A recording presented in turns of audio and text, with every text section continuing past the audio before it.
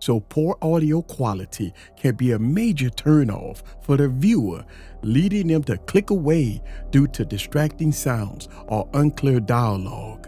Many creators struggle with this issue, investing time and effort into producing high-quality visuals, only to have their video fall flat due to subpar audio.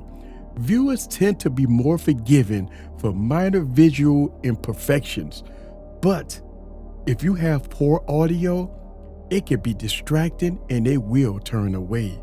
Audio issues can also make your content seem less professional, which can be a problem if you're trying to build a brand or establish yourself as an expert in your field. So believe it or not, my audio is broken down into 3 categories: making videos that use a different method or how I record. Voiceovers, I definitely use a different method on how I record. And live streaming and podcasting, I use a totally different method on how I use my audio. Let me break it down to you. Sit back and relax and get your popcorn ready and follow me on this journey. Let's go.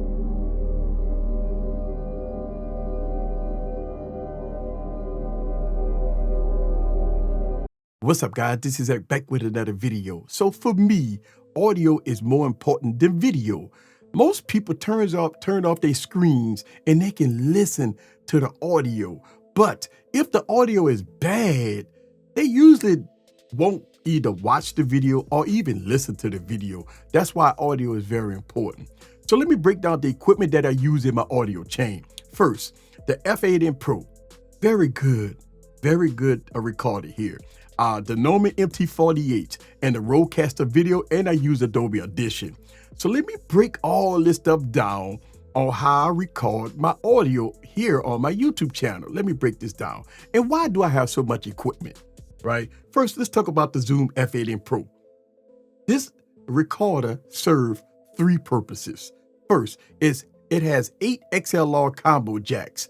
So when I'm doing microphone videos or audio comparisons, I need these extra ports. It really come in handy. Right now I'm using 4 of those ports because I have 4 microphones connected. So yes, I need 8 inputs. Next, I record all my content on the Zoom F8N Pro at 32-bit float, 192 kilohertz. It's a backup recording, and yes, it's overkill. But when I need the highest quality backup recording, I got it on my Zoom F8N Pro. Lastly, I'm able to use the Zoom F8N Pro as a high quality mic pre that I can send a line level out to my Neumann MT48. So yes, the Zoom F8N Pro for a mic preamp and a backup recording works very well. Yes, so I do have my Zoom F8N Pro my main line out going into the Neumann MT48, which gives me high quality audio no matter what microphone I'm using. So I have the Neumann MT48 going into my computer, and I'm recording right now straight into Adobe Audition, which gives me the cleanest sound, period, right? So I got 2 tracks going on. I have a edited track and I have a unedited track. Look, I got a few videos that I made about the Neumann MT48 in all my settings. But yes, I have 2 tracks recording right now on Adobe Audition from my Neumann MT48. But I have an output from my MT48 going into the Rodecaster Video, and I'm syncing this video right now. So yes, this is my complete audio chain of the equipment that I use. Let's recap real quick, right? I have all my microphones going into the Zoom F8N Pro. I have a line out going into the Neumann MT48. And from the MT48, I'm recording 2 tracks in Adobe Audition, and I have an output going into the Rodecaster Video so I can sync my audio. And so that's how I do my audio chain. But I do want to break it down even further of why I use all this equipment. So check this out. First, when I record my videos, all my audio is being recorded from the MT48 going into Adobe Audition with compression, EQ, and gate, which gives me a finished audio track, is what you listen to right now on YouTube, right? So my videos is being recorded on Adobe Audition, which is a finished track, and all the processing is being done from the Norman MT48. And the backup recording is in the Zoom F8N Pro, right? So that's what you're listening to right now. Processed audio coming from the MT48, recorded on Adobe Audition using the Sennheiser MKH416 right above me, and I'm syncing all this in post using the Rodecaster Video is doing the video part. So that's how I record my YouTube videos. Next, let's talk a little bit about my voiceovers. Now, this is a very delicate situation, right? That requires special editing.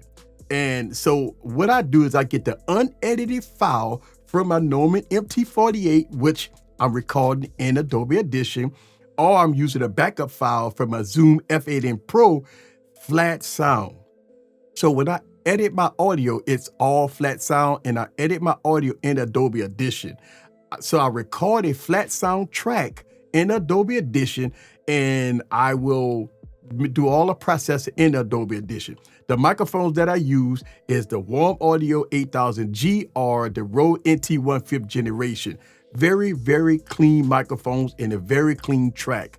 So I don't use my Rodecaster Video for no audio in my YouTube videos and when I do voiceover.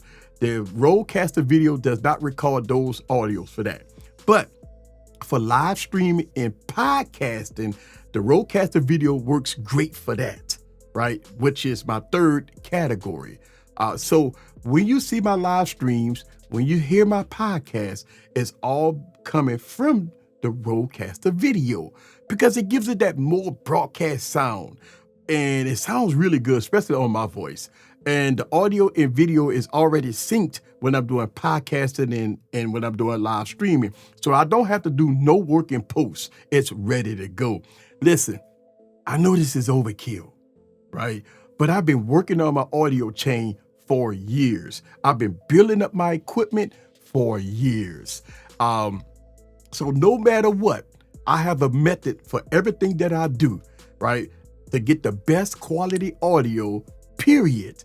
That's what I do. But I do want to mention one thing, right? The studio, my studio is sound treated, which makes a huge difference. Look, in front of me, I have sound blankets. On the side of me, I have sound blankets. On my wall back here, I have acoustic foam and to get rid of all that extra noise. My studio is very solid. I have no noise, nothing going on in this studio. It's dead sound in this studio, which make a huge difference. So I have a daisy chain going from all devices that lead into each other. The F8N Pro is going to the Norman MT48, and the MT48 is going into the Rodecaster Video to give all that sound, and I'm syncing a separate track in post to the video. That's what I'm talking about. If you want to see more studio videos, make sure you subscribe and hit that notification bell. This is Actor Tech Preacher. Leave your comments down below. Let me know what you think about my audio chain in 2025 in all its glory. See you guys on the next video. Peace.